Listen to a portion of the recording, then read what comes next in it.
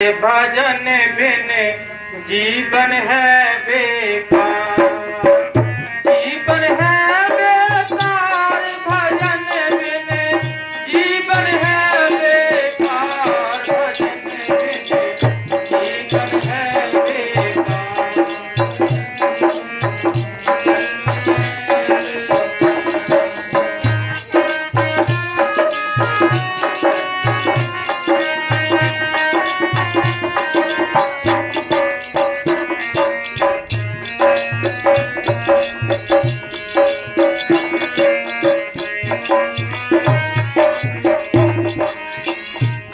खान सुंदर ना लागे जब तक मिले न सुना, कनक खान सुंदर ना लागे जब तक मिले न सुना। ठोक पीटे ताप लगावे, ठोक पीटे ताप लगावे,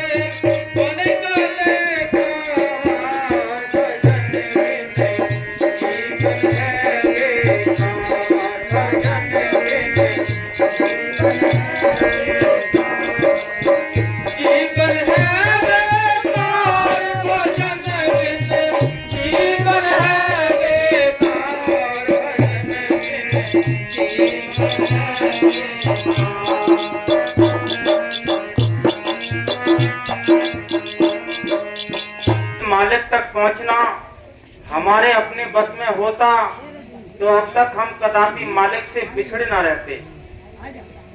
मालिक से मिला देने का कमाल केवल संतों में है, जिनकी संगत से जीव मालिक के रंग में रंगा जाता है। देखो, मालिक की मेहर से सतगुरु की प्यारी साथ संगत, जहां तक भी आवाज जा रही हो, मालिक के प्यारे जिज्ञासु संत उस मालिक के देश के जानकार होते हैं, हमें वह रास्ता समझाने के लिए आते हैं, उस देश के लिए ले जाने की कोशिश करते हैं। संतों ने कहा है, ये हम सब यहाँ इस देश में रहते हैं, ये परदेश है। हमारा देश सतलोक सचखंड नामी है, जिस देश से हम उस अपने परमात्मा से, उस सतपुरुष से, सतगुरु से विनती करके आए थे कि भाई हम भजन सिमरन करके इस मृतलोक से वापस अपने घर आएंगे। यह दुनिया की चकाचौंध, दुनिया की रंगरलियों ने, दुनिया के यहाँ के विषय विकारों ने हम सबको यहाँ कैद कर लिया है। हमारे सिर पर इतना ऋण हो चुका है कि 84 लाख जूनियों में सजाएं काटते काटते नाक में दम आ जाता है, लेकिन फिर भी हमारा छूटने का बंदोबस्त नहीं होता। ये आत्मा बहुत ही व्याकुल होती है, तड़पती है कि मैं कैसे निकलूं इस पिंजड़े से, इस देश से, कैसे मैं अपने घर जाऊं। लेकिन यहाँ के काल के जो कानून हैं या काल के जो नियम हैं, उनसे ये आत्मा कैसे निकले। उसने सब तरफ से रास्ते बंद कर रखे हैं, कोई रास्ता ऐसा नहीं छोड़ा है जिस रास्ते से हम निकलकर अपने घर पहुंच जाएं। कितने हम पूजा पाठ जाप ताप तीरथ व्रत कर्म धर्म करते हैं, इनसे हम अपने घर नहीं जा सकते, अपने प्रीतम से नहीं मिल सकते। मालिक से मिलाने का, अपने घर वापस जाने का एक ही रास्ता है, वो रास्ता है कि कोई चौथे लोग का संग, सतलोक सचखंड नामी का हमें मिले, हम उसका बख्शा हुआ नाम जपें, तब हम अपने घर वापस जा सकते हैं, और कोई रास्ता नहीं। इसलिए संतों ने हरि कुंभ में आकर उन तड़पते हुए जीवों को जगाया है, समझाया है, ए इंसान, बड़ा सुंदर जीवन मिला है भाई, ये हीरा जन्म मिला है, चाहे हिंदू हो, चाहे मुसलमान हो, चाहे सिख हो, चाहे ईसाई हो, चाहे गरीब हो, चाहे अमीर हो, जिसके पास ये मनुष्य जीवन है उसको मालिक से मिलने का एक मौका मिला है। संत कहते हैं जन्म तो और सारे मिलेंगे, कुत्ते, बिल्ली, सुअर, गधा, कीड़े मकोड़े, पेड़ पौधे, पशु पक्षी, ये सारी दुनिया है जिनको हम भोग कर आए हैं। आज मनुष्य जीवन मिला है, संत इसको कहते हैं ये नर नारायणी देह है, ये मालिक से मिलने का एक मौका है। संत आपके कोई जाति धर्म नहीं छुड़ाते, कोई आपके परिवार को नहीं छुड़ाते। वो क्या कहते हैं, वो कहते हैं जो विकार है, जो विषय विकार है, जो बुरे कर्म है, उनको छोड़कर तुम नाम जपो, फिर अपने घर पहुंच सकते हो, और कोई रास्ता नहीं। बाहर के हम कितने ही जप तप पूजा पाठ कर लें, इनका कोई भी औचित्य नहीं है, कोई भी बेनिफिट नहीं है। ये मन शांत हो जाता है कि मैंने इतना खर्च कर दिया, लेकिन आत्मा के लिए इसमें कोई लाभ नहीं। आत्मा का लाभ है केवल भजन सिमरन करना, संतों की सोहबत करना, नाम लेकर नाम का अभ्यास करना, ये मालिक के ओर चलने का ठीक रास्ता है। ये बात संतों ने पहले भी बताई है, आज भी बता रहे हैं, आगे भी बताएंगे। पहले भी संत नाम के जरिए जीवों को ले गए हैं, आज भी ले जा रहे हैं, आगे भी ले जाएंगे। बिना संतों के, बिना नाम के किसी को भक्ति करने का कोई रास्ता नहीं मिलता।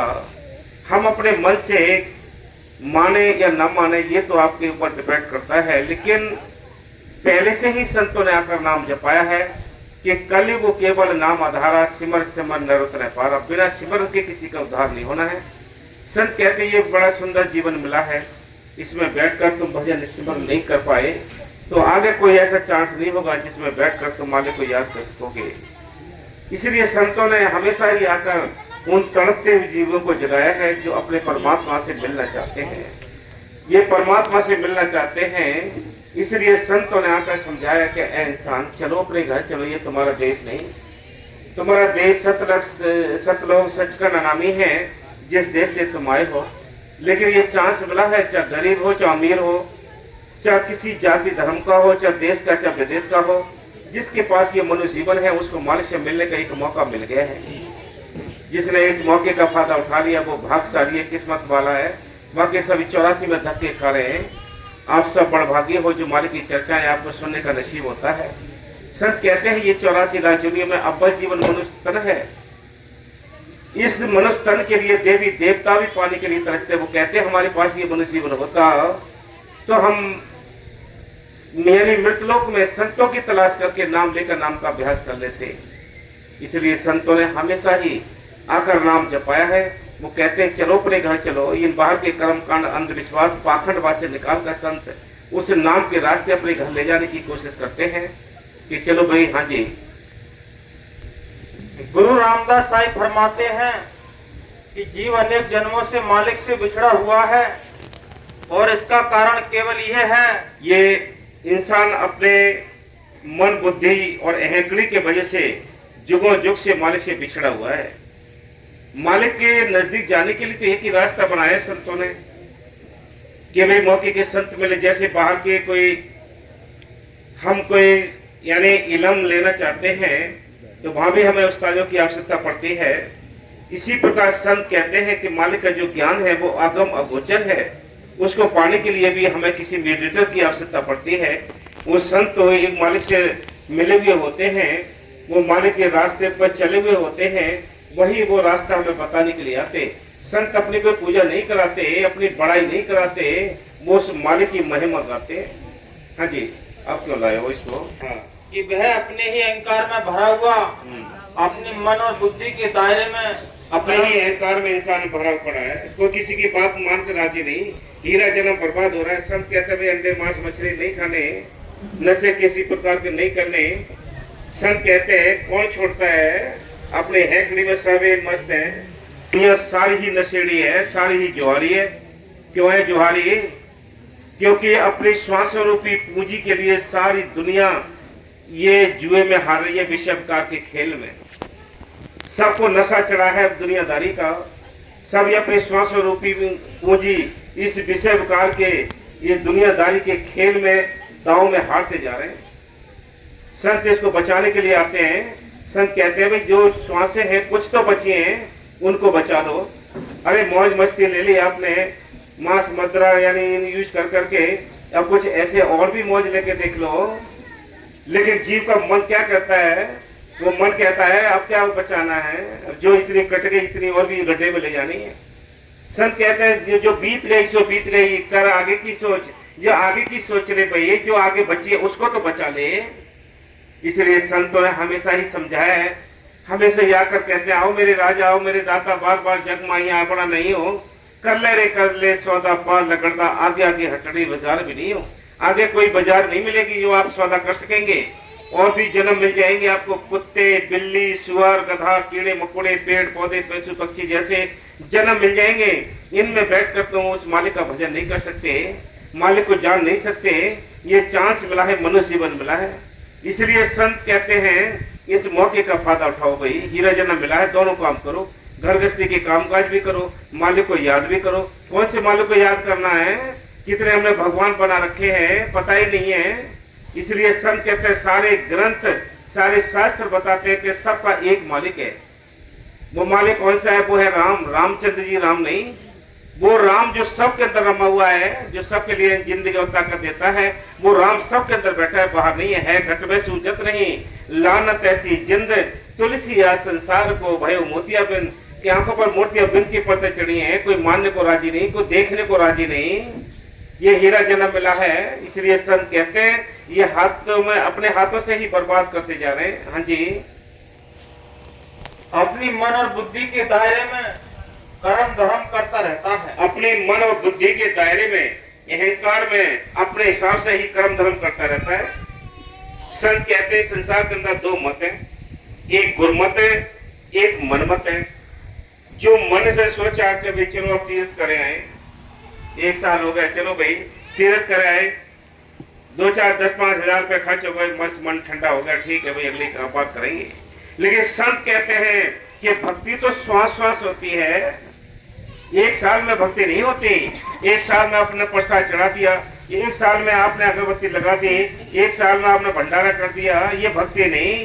भक्ति तो है श्वास श्वास सिमरन करो। एक दिन गुण मिल जाए कि श्वास श्वास सिमरन करना है, चलते फिरते उठते बैठते हंस में यादगिरी बनाए रखनी है, तब कहीं जाकर भजन बनेगा, तब भक्ति बनेगी, तब मालिक मिलेगा। ऐसे नहीं है कि साल 2 साल में याद कर लिया, साल 2 साल में पूजा कर ली, इससे कोई बेनिफिट नहीं होगा। इसलिए संत हमेशा ही पहले भी समझाते आए हैं, आज भी समझा रहे हैं, आगे भी समझाएंगे कि जैसे बाहर का इलम, जो कोई डॉक्टरी सीखते हैं डॉक्टर के पास बैठना पड़ता है, कोई और मिस्त्री लाइन में जाना है तो मिस्त्री की सोबत करनी पड़ती है, उसके हुक्म में रहना पड़ता है। इसी प्रकार संत कहते हैं इनके इलम तभी तो हमारे अंदर काम करते हैं। ऐसे ही मालिक के बख्शे हुए संत होते हैं, उनकी हम सोबत करते हैं, उनके बख्शे हुए नाम का अभ्यास करते हैं तो हमारे अंदर भी वो शांति आ जाती है। लेकिन शांति तभी आएगी जब संतों के वचनों पर अमल करेगा। अमल करेगा तो शांति आएगी, नहीं तो कितने ही नाम ले लो, कितने संतों के पास ले जाओ, कुछ नहीं पड़ेगा। इसलिए संतों ने हमेशा बताया है जो अमल करते हैं, जो वचनों को मानते हैं, उनको लाभ मिलता है। बाकी सारी दुनिया को ऐसी ले जाती है, नाम चाहे कितने लोग ले लें, लाभ उसको होगा, फायदा उसको होगा, तसल्ली उसको मिलेगी जो संतों के वचनों पर अमल करते हैं। हाँ जी, अगर संतों की संगत प्राप्त कर ले तो उसे मालिक मिल जाए, उसको मालिक मिल जाए। बाहर के कर्म कांड पूजा पाठों से नहीं होता। कौन किसके अपने कुनबा के हैं कि देवी देवता कौन से कुनबा के हैं, कौन से उनके घर के हैं, जो हमसे छूट नहीं सकते। संत कहते हैं कि अगर संतों पर भी आपको विश्वास नहीं आ रहा है, मन नहीं टिक रहा है, तो आप दूसरे संतों की तलाश कीजिए। इसलिए संत कहते हैं कि ऐ इंसान, बाबा मस्ताना जी ने 9 गुरु किए थे। कहते हैं जब तक अंदर तसल्ली ना हो, जब तक अंदर तुम अच्छी तरह संतुष्टि ना हो, तब तक आप यानी गुरु की तलाश करते हो। ये नहीं कि हमने एक गुरु बना लिया तो हम बस बंध गए, बंधना नहीं है। जब तसल्ली आ तब बंधना है। इसलिए संतों की जो हमेशा ही एक ही रीत रही है, एक ही उपदेश रहा है कि भाई एक मौके का जो हमें संत मिले उनसे नाम मिले, नाम का अभ्यास करें, अंदर तसल्ली आएगी। हाँ जी, कबीर साहिब इस मार्ग में संतों की आवश्यकता का अनुभव करते हुए फरमाते हैं कि जिस चीज को हम ढूंढ रहे हैं वह पड़ी तो कहीं और है। देखो, पड़ी जिस चीज की हम तलाश करते हैं वो पड़ी कहीं है और उसकी तलाश हम दूसरी जगह करते हैं, इसलिए आज तक हमें मिल नहीं पाई। संत कहते हैं, कवि साहब ने लिखा है अपने शब्द में, एक वचन में लिखा है कि वस्तु कहीं ढूंढे कहीं किसी बिदावे हाथ, कहे कबीर तक पाई जब भेदी लिए साथ, भेदी लिया साथ दिन ही वस्तु लखा है, कोट जन्म का पंथ था पल में दिया लखा है। जब संत मिल जाते हैं तो रास्ता आसान हो जाता है। इसलिए संत कहते हैं वो गुप्त वस्तु है नाम की जो अंदर छिपी हुई है, लेकिन मिलेगी संतों के जरिए। जब तक संत नहीं मिलेंगे तो वो वस्तु भी नहीं मिलेगी। कितने ही हम पूजा पाठ कर लें, कितने कर्म धर्म कर लें, याद रखो बिना संतों के बख्शे हुए नाम के अभ्यास के किसी को भक्ति करने का रास्ता नहीं मिलता। ये मन कराता है सारे काम, मन ही ले जाता है, तीर्थों पर ले जाता है, मन कितने पैसा खर्च करा देता है, क्या बना। आप देखिए, खुद अपने आप विचार करके देख लीजिए कि आज से 25 साल पहले, 20 साल पहले जो आज कांवड़ की फौज है, क्या पहले थी? ये क्या है? ये भक्ति है क्या? ये संत कहते हैं ये भक्ति नहीं है। इसलिए संतों ने कहा है, संतों ने तो पहले ही नाम जपा है। रामायण के अंदर लिखा हुआ है, कलिगो केवल नाम आधारा, सिमर सिमर नर पारा, के बिना सिमरन के किसी का उद्धार नहीं होना है। लाखों कितनी कोशिश कर ले, हाँ जी, और उसकी तलाश हम किसी दूसरी जगह कर रहे हैं तो वह कैसे मिल सकती है? कैसे मिल सकती है भाई? समझदार हो आप, लेकिन हमारी बुद्धि को मार दिया है किसने? दारू ने, मांस ने, अंडों ने, बुरे कर्मों ने, इन्होंने हमारी बुद्धि हर ली, बुद्धि मार दी है। ये आपके ऊपर थोपने वाली कोई और सरकार है जो गैबी ताकत है, वो आपको इसमें उलझाती है कि किसने देखा है आगे हीरा जन्म मिला भी, अभी खा पी लो, मौज ले लो। ये मन कहता है, मन ने कब्जा कर रखा है इसके ऊपर। मन के मते न चालियो, मन है पक्का चोर, ले डूबे मझधार में छूटे हाथ से डोर, कि हाथ से डोर छोड़ गए तो ये नरकों में ले जाएगा। हाँ जी, परंतु यदि हम किसी भेदी को साथी बना लें तो वह उस चीज को प्रत्यक्ष दिखा देगा। इसी प्रकार परमार्थ के पद के भेदी संसार वस्तु को पकड़वाकर करोड़ों जन्मों की दूरी पल भर में तय करवा देते हैं। वस्तु कहीं ढूंढे कहीं क्या भेद आवे हाथ, कहे कबीर तब पाइए जब भेदी लीजिए साथ, भेदी लिया साथ का दीनी वस्तु लखाए, कोट जन्म का पंथ था पल में पहुंचा जाए। हाँ, कितना लंबा रास्ता था, संत मिल गए, गुरु मिल गए, रास्ता आसान हो गया, अपने घर पहुंच गए। इसलिए हमें उस राम की तलाश करनी है जो सबके अंदर रमा हुआ है, जो सबके लिए जिंदगी और ताकत देता है। वो राम सबके अंदर बैठा है, वो किसी के बाप की जायदाद नहीं है, किसी एक धर्म का नहीं, वो सबका है। मानने को आपने किसी हिसाब से मान लो भाई, उसी को कोई मुसलमान उसके लिए खुदा कह देते हैं, ईसाई उसके लिए गॉड कह देते हैं, सरदार उसके लिए भाई गुरु कहते हैं, हिंदू उसके लिए भगवान कह देते हैं, लेकिन ये पता नहीं है भगवान है कौन, ये किसी को नहीं पता। संत कहते हैं जो भक्त से पैदा होते हैं, जो गर्भ के अंदर आते हैं, उनको भगवान कहते हैं, लेकिन जो मालिक की ताकत है, जो शक्ति है, वो कभी भक्त से यानी पैदा नहीं होती है, गर्भ के अंदर नहीं आती है, वो प्रकट होती है अभ्यास करने से। वो राम सबके अंदर बैठा है।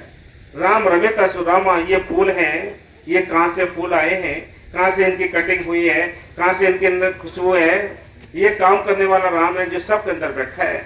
इससे हमें जुड़ना चाहिए, इससे मिलना चाहिए, अंदर बेनती करनी चाहिए कि ए मालिक तू हमारे अंदर बैठा है, तू मालिक हम पर मेहर कर दे।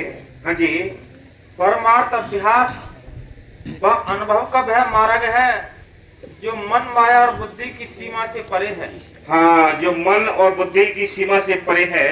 याद रखो कि वे संत कहते हैं खाना पीना सोना उठना ये पशुओं का काम है, बंदे में फर्क जो लेता गुरु का नाम है। कि एक इंसानी जामे में बैठकर ही हम गुरु के रास्ते चलकर अपने घर पहुंच सकते हैं। याद रखो एक एक श्वास बड़ी कीमती है।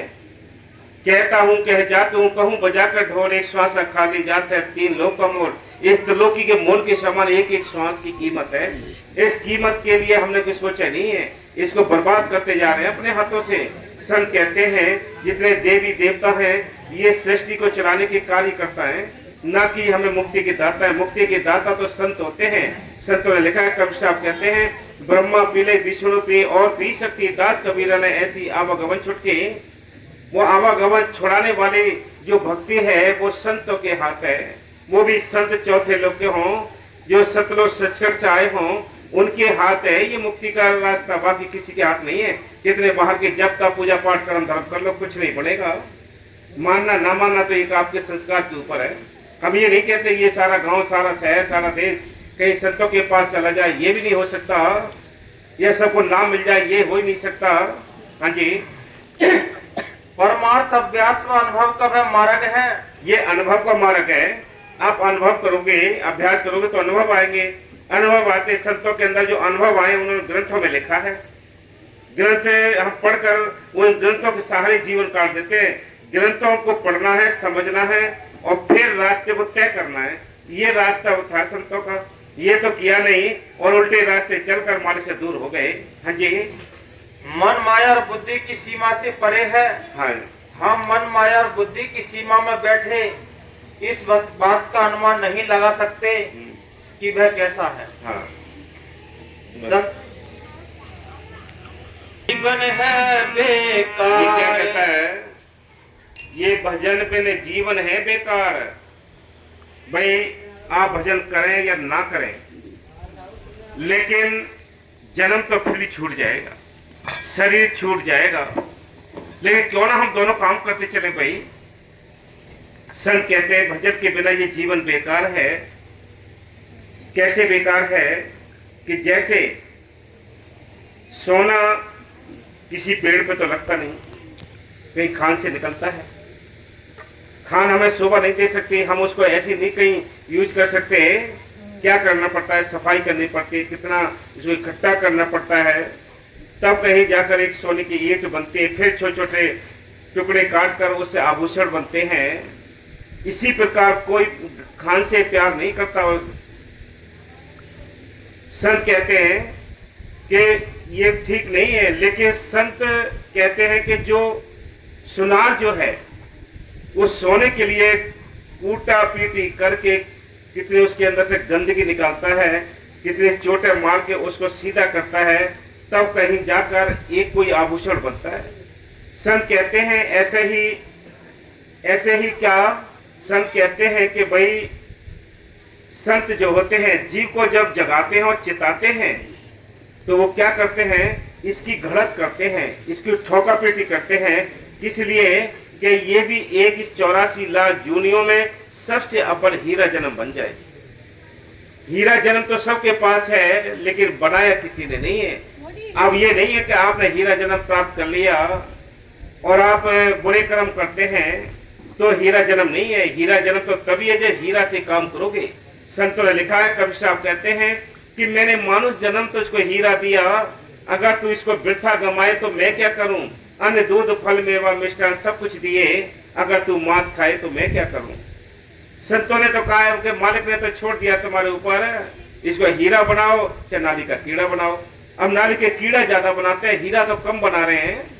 इसलिए संत कहते हैं किसी ग्रंथ शास्त्र ग्रंथ में नहीं लिखा है कि तुम मांस खाओ। मांस खाना राक्षसों का, जानवरों का काम है। आपने उनके भोजन छीन रखे हैं। आपको पता है ये कर्म मांस का कहीं गिर जाता है, उसके अंदर बदबू आती है, कीड़े पड़ जाते हैं तुरंत, अंदर मांस सड़ता है तो कितनी बीमारियां पैदा करता है। ये डॉक्टरों की रिपोर्ट अभी काम करती है, देख लो, सुन लो, समझ लो। इसलिए संत कहते हैं इंसान बड़ा सुंदर जीवन मिला है। हमारे जो ऊपर बैठा हुआ मन है उसने हमारे लिए गुमराह किया है। आप समझो, अच्छे छोड़ दो, यानी एक साइड में बैठ कर विचार करो कि भाई हकीकत में बात सही है। ये 84 लाख दुनिया है, इनमें सबसे अव्वल जीवन मिला तो एक मनुष्य तन मिला है। इसको हम अपने हाथों से बर्बाद करते जा रहे हैं। मालिक ने तो ये कहीं नहीं कहा है कि भाई तुम ये काम यूज करो। उन्होंने तो कहा है कि हीरा जन्म है, हीरा से काम करो। अरे 10 घंटे 12 घंटे आप परिवार के वास्ते देते हो, ये 10 घंटे जो है परिवार के वास्ते चले जाएंगे, खर्च हो जाएंगे। लेकिन जो 2 घंटे आपने टाइम दिया है परमार्थ के लिए, सेवा करने के लिए, सिमरन करने के लिए, वो आपके अपने खाते में, परमार्थी खाते में जमा हो जाता है। उसको ना बेटी बेटा कोई छीनते हैं, ना चोर उसको चुराते हैं। ऐसी दौलत है जो आपके राम नाम जो है की दौलत है, वो यहाँ भी काम आती है, परलोक में भी काम आती है। बताओ, इससे हम वंचित हैं। इसलिए संत कहते हैं इस दौलत की चिंता किसी को नहीं है, सारे ही गफलत में सोए पड़े हैं। पूरे दिन काम किया, शाम को दारू पी ली, बस जो दिमाग है, जो रात को सोचने के लिए थोड़ा फ्री दिमाग से सोचने के लिए अगर हमें ये दिमाग दिया है, टाइम दिया है, अब वो तो हमने मेमोरी सारी बंद कर रखी, स्विच ऑफ हो गई, हमारी फुल हो गई, तो क्या सोचेगा रात को? सुबह उठेगा, सुबह उठते उठते नशा उतरेगा, फिर काम पर चला जाएगा। ये सारे जिंदगी वहीं बर्बाद करते। हीरा जन्म ये ऐसे नहीं बन गया, हीरा बनाना पड़ेगा। हाँ जी, गहरी नदिया नाव पुरानी, ये गहरी नाव है, ये भव सागर बहुत गहरी नाव है, इसमें हमारी ये जीवन रूपी नाव पड़ी है, ये बिना संत खेवट के ये पार नहीं लग सकती। आपको संतों के वचनों पर अमल करना पड़ेगा। ये हीरा जन्म बर्बाद जा रहा है हमारे हाथों से। हाँ जी, गहरी नदिया नाव पुरानी, कैसे उतरे पार, बिन पतवारी डगमग डोले, बिन पतवारी डगमग डोले, डूबेगी मझधार भजन में, जीवन है बेकार।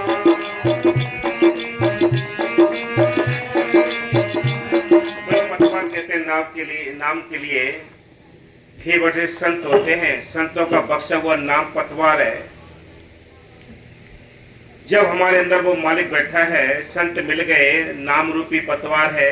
पतवार कहते हैं ये बांस का जो बांस होता है उसमें एक फट्टा लगा होता है, खेवट उसको चलाता है पानी के अंदर, तब नाव आगे पीछे बढ़ती है। इसलिए संत कहते हैं कि वे विचार करके तो देखो, ये भवसागर में हमारी नाव पड़ी है, लेकिन बिना खेवट बिना पतवार के ये पार लग नहीं सकती, लाखों कितनी कोशिश कर ले। हाँ जी, बिन पतवारी डगमग डोले, डूबेगी मझधार भजन में, जीवन है बेकार, भजन में, जीवन है बेकार। भजन सारी दुनिया करती है, सारी दुनिया भजन कर रही है। कोई ऐसा नहीं है जो भजन नहीं करता। और सुबह हम घर से निकलते हैं, बिजनेस करने के लिए निकलते हैं, हम किसका भजन करते हैं कि हमारे पूरे दिन की दिहाड़ी बन जाए।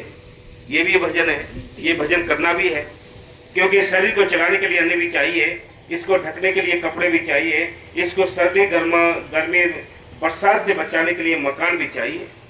ये आवश्यकताएं पूरी करनी है। इसके साथ साथ मालिक को याद करना है। कोई आपने कुछ नहीं आडंबर बनाने हैं, आपने घर द्वार नहीं छोड़ने हैं, लेकिन थोड़ी सोच बदलनी है आपको। इस मन को दुष्ट को समझाना है कि तू हमें कुछ करने दे परमार्थ का कार्य। परमार्थ का कार्य क्या है कि आप 10 घंटे बिजनेस व्यापार करें, इसमें से थोड़ा सा टाइम निकालकर माल की भजन बंदगी करें। दोनों काम बनेंगे, दोनों हाथों में लड्डू रखने का टाइम मिला है।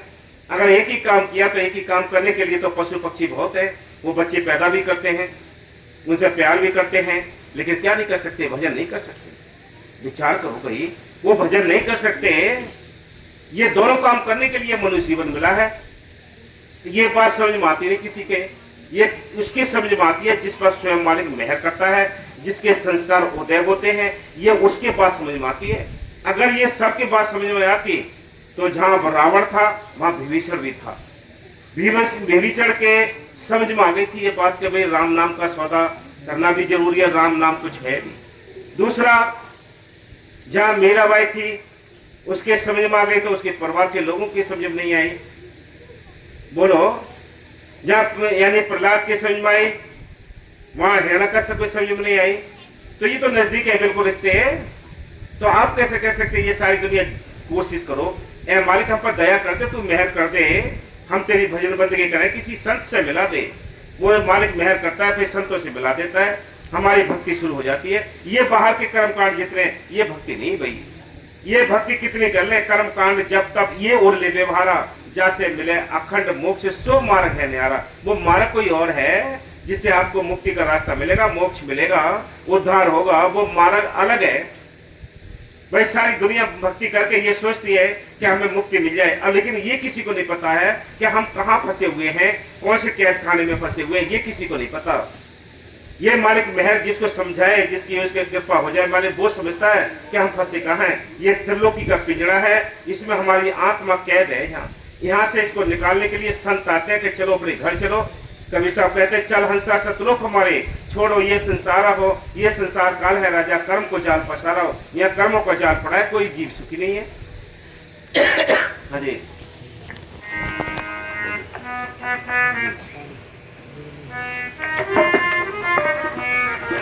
फूल बिना जो कर बरसूना, रैन सुनी जो फूल बिना जो कर बरसूना। क्या कहते हैं, वृक्ष पर अगर फूल लाए तो सुंदर नहीं लगता, वृक्ष पर अगर फूल लाए तो उसको उखाड़ के फेंक दिया जाता है। हाँ जी। पति बिना मेरा जीवन है बेकार, भजन बिना जीवन है बेकार। भजन के बिना आकाश में चंद्रमा ना निकले तो अंधेरा है, अंधेरी रात है। वृक्ष पर फूल ना आए तो वो बेकार है। इसलिए संत कहते हैं, उस विधवा स्त्री के देखो कि उसको कितने ताने मेड़े संसार में उठाने पड़ते हैं, कितने दुख उठाने पड़ते हैं। इसी प्रकार ये आत्मा इन्हीं के बिना, मालिक के भजन के बिना बेकार है। माने न माने तो आपके ऊपर बात है भाई, सोचो विचार करो कि ये भजन के बिना हीरा जन्म बर्बाद जा रहा है, इसका कोई भी बेनिफिट नहीं है। ये पशुओं के समान यूं ही गुजर के चला जाएगा, जैसे पशु पक्षी खा पी कर उम्र गुजार कर चले जाएंगे, ऐसे ये भी गुजार कर चले जाएगा। तो फायदा क्या हुआ भाई? हाँ जी। पति बिना मेरा जीवन है बेकार, भजन बिना जीवन है बेकार।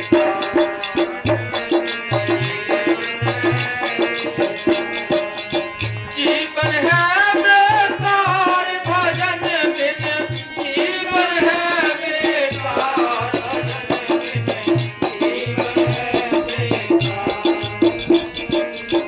ऐसी बात नहीं है कि भाई इस दुनिया में समझदार भी नहीं, न सारे ही समझदार हैं तो न सारे ही बेवकूफ हैं। सब अपने अपनी जगह पर, कहीं कोई अच्छे हैं, कहीं कोई बुरे हैं। देखिए संत कहते हैं, जो दूसरों के संतों के वचन को अमल कर लेता है वो सियाना है, वो समझदार है, वो भाग्यशाली है। बाकी सारी दुनिया यूं ही उम्र गुजारती जा रही है, किसी को बातें अच्छी नहीं लगती हैं ये। हाँ जी। बछड़ा बिन चौकिया तड़पे, बेटा बिन जो माते। बछड़ा बिन चौकिया तड़पे, बेटा बिन जो माते। बिना भजन के बेनर तड़पे, बिना भजन के बेनर तड़पे। थोड़े जमो की मार, भजन बिन जीवन है बेकार। क्या कहते हैं, बिना भजन के वो नर तड़पे। जमों की मार, जब आखिरी टाइम आएगा, चारों ओर रिश्तेदार परिवार के लोग मेहमान बैठे होंगे, लोग कहेंगे कि इनको पहचानते, ये कौन है? फिर सिर हिला देगा कि अब नहीं पहचानते। संत पहले से कह देते हैं कि तू पहचान ले, मैं तेरा कोई नहीं, ये कर्जदार है, ये कर्ज देना पड़ेगा तुझे, ये कर्ज अदा करने के लिए तू इस संसार में है। इस कर्ज के साथ साथ तू राम नाम का धन इकट्ठा कर ले, ये कीमती बात है। ये जिसने समझ ली बात वो सियाना है, समझदार है। इसलिए संतों ने कहा है